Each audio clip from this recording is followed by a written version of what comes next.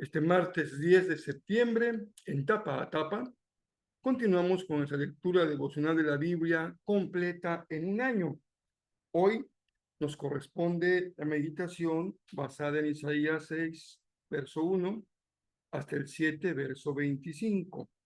Segundo a los Corintios 11, 16 al 33, el Salmo 54, verso 1 al 7, y Proverbios 23, verso 1 hasta el verso 3. Yo soy el pastor Rafael Pola y me da mucho gusto que me permitas compartir contigo la lectura de la palabra de Dios.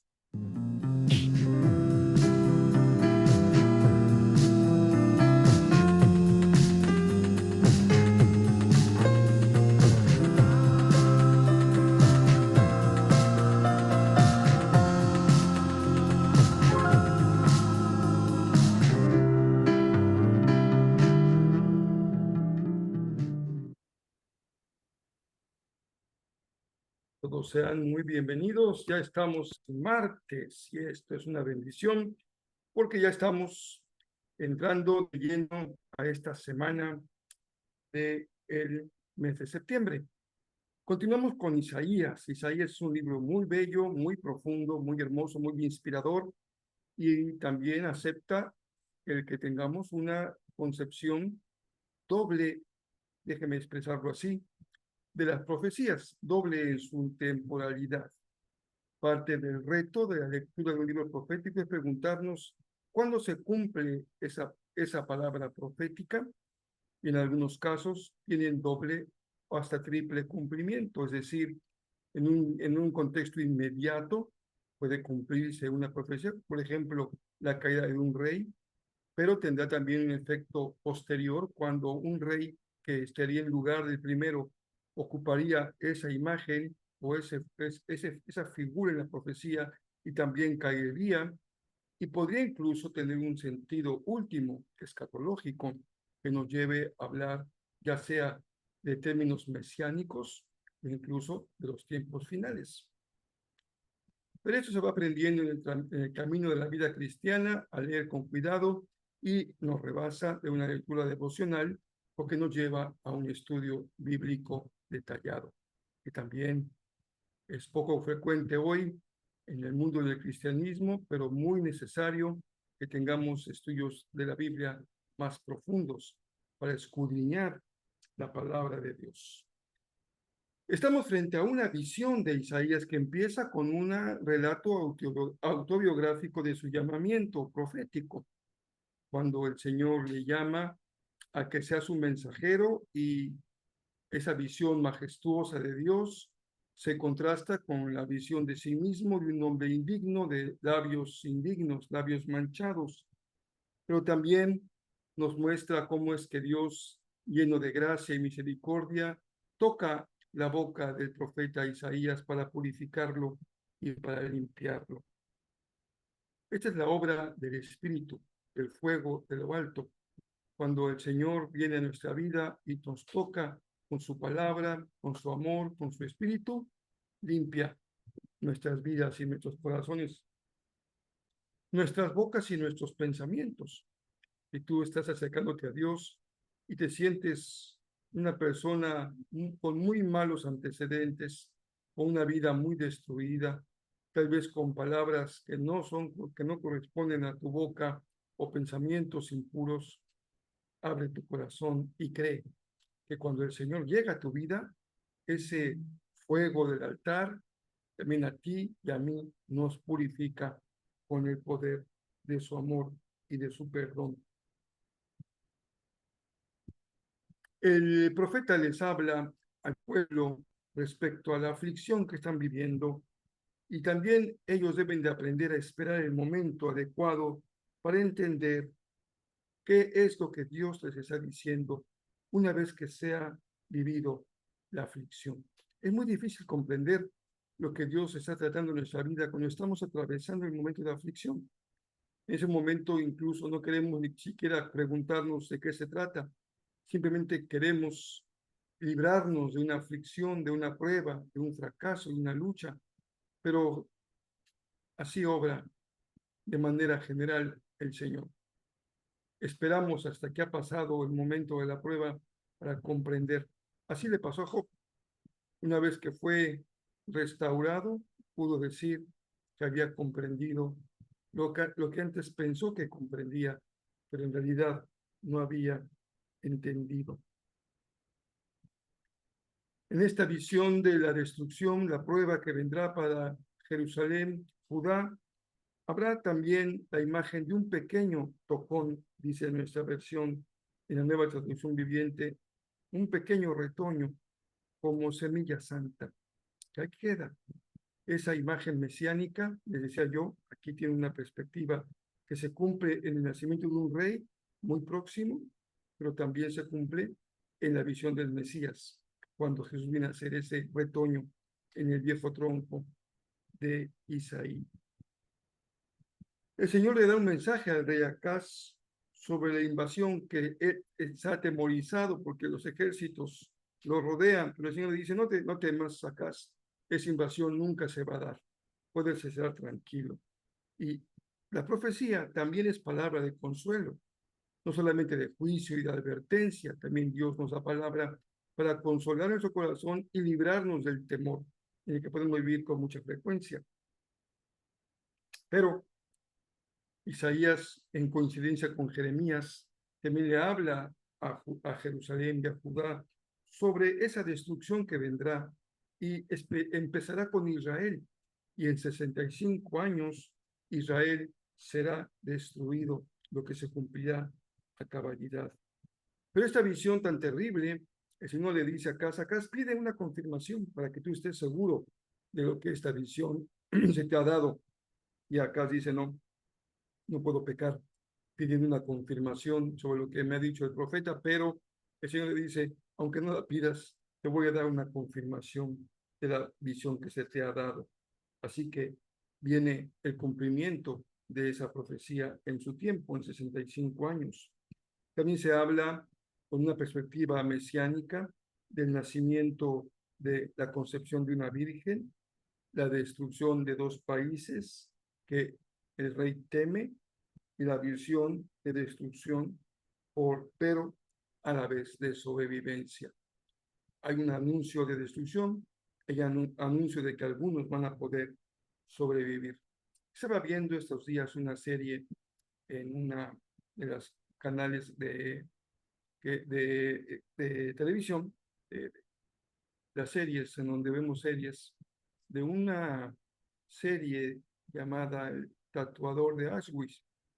Y esta es una serie pequeña, pero qué terrible el sufrimiento del pueblo judío. Aquí visto en ese campo de concentración de hombres y mujeres.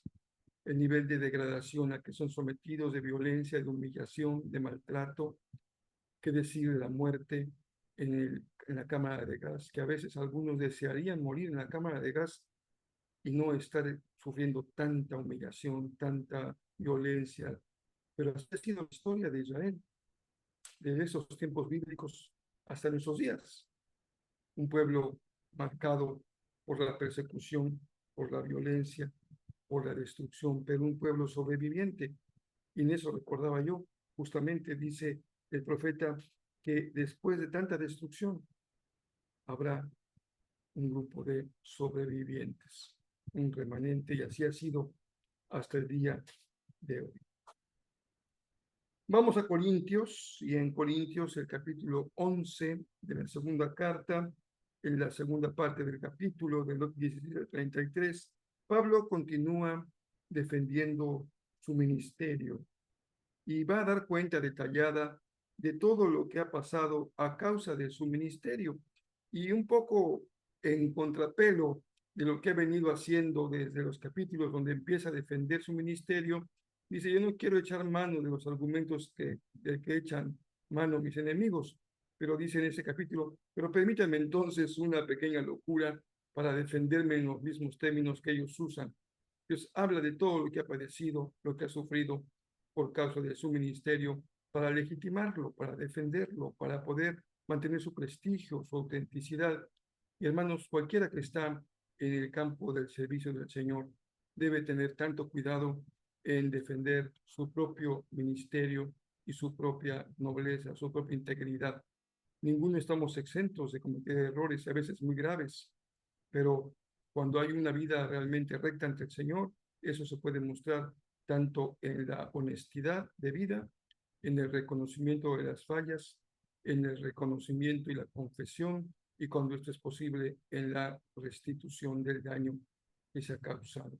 Muchas personas hoy en condición de liderazgo están muy vapuleados, no solamente por lo que han hecho, sino por cómo son tratados en las redes sociales. Y algunos sienten la necesidad de hacer públicas las cosas que viven, y esto pues se presta a tantas situaciones tan difíciles. Pero Pablo por eso le da tanto espacio del que hemos leído capítulos enteros en la segunda carta de los Corintios para defender su ministerio, y además nos muestra el gran respeto y aprecio que tenía por esta iglesia, porque le interesaba tanto la iglesia que por eso cuidaba tanto su relación con ella. Y también aquí hay una gran lección para quien está sirviendo en el ministerio: apreciar, defender, cuidar hasta donde más se pueda la relación con la iglesia que el Señor ha puesto en tus manos o en mis manos o en nuestras manos, porque es algo muy valioso que hay que cuidar.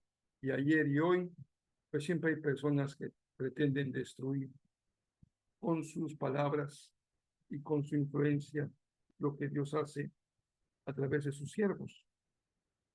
En el Salmo 54 hay un salmo de oración en donde el salmista está pidiéndole al Señor que lo libre de sus enemigos. Y lo decía yo en la primera vuelta que dimos a los salmos, qué difícil para David esa posición de liderazgo, porque el que se pone la camisa blanca le llueven las pedradas. Le pasó a Pablo y le pasó a David.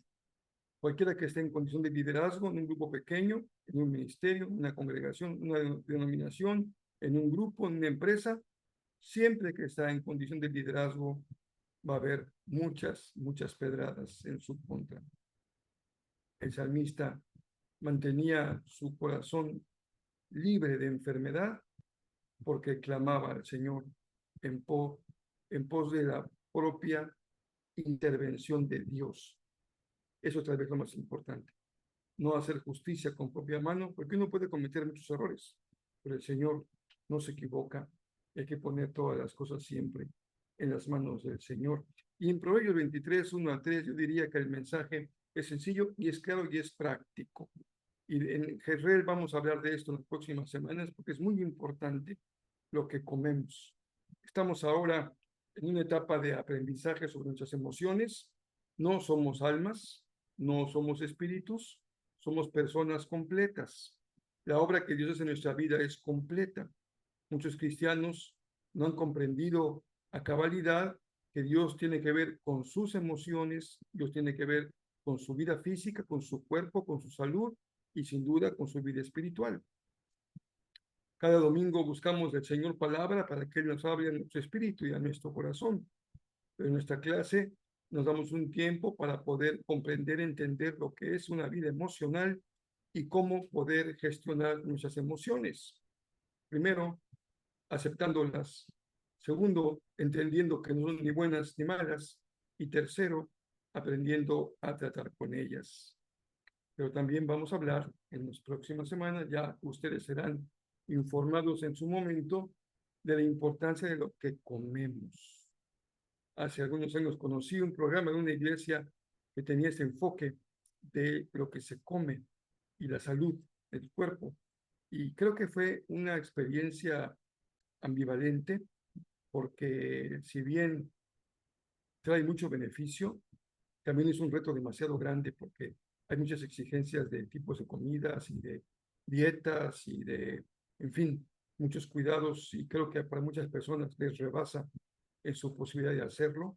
Así que buscaremos algo equilibrado, adecuado, para que pueda ser de bendición para nosotros y nuestras familias. Y más cuando, como en nuestro caso, tenemos que enfrentar una población de una familia espiritual con problemas crónicos de salud, como diabetes o hipertensión, colesterol y diferentes situaciones propias de las edades, de los tipos de estilo de vida.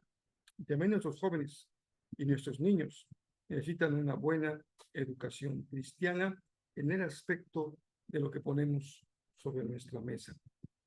Y yo tengo que aprender mucho porque todavía me gustan los Tinky Wonders y los gancitos, y ya saben ustedes que las papas fritas, tanta comida chatarra, que tampoco seamos tan extremistas de prohibirlo todo, pero sí, en una medida adecuada, se puede disfrutar todo cuando no nos gobierna el gusto, sino podemos nosotros gobernar nuestro estómago.